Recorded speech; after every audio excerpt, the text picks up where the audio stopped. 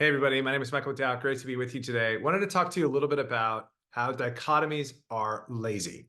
When we get in times of stress, when we think about this or that, either or, anytime we start thinking about like the reading wars or the math wars, we like to put things into these boxes, black or white. And life is mostly both and. And I want to talk a little bit today about direct instruction and inquiry-based types of learning, like problem and project-based learning.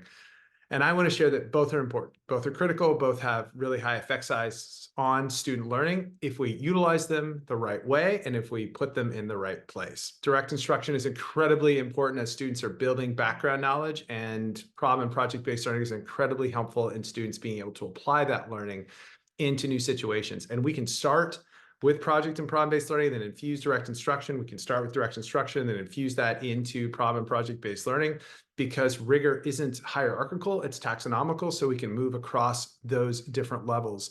The key is that in direct instruction, we need to make sure that students and teachers are both in action. That means that teachers need to use lots of questioning, guided practice, and making sure that they're providing corrective feedback when students have misconceptions. And in problem and project-based learning, the same is true that as students are engaging in actions and engaging with the community and working in small groups and getting ready for presentations and being able to apply across different situations, that teachers also need to be in action. And that's where they're giving them feedback as well. It's likely more approximate feedback, so giving them some suggested feedback and then students needing to do something with that particular work. So at the end of the day, it's more about students and teachers both in action and making sure that that's in the right placement. And I think if we can start to see through more of a both and more of a holistic approach of when are those tools, when should those tools be used, and that we want to make sure we're utilizing those tools so that teachers and students are both working together, we're in a really good place. And I think the more we do that, especially in times of stress,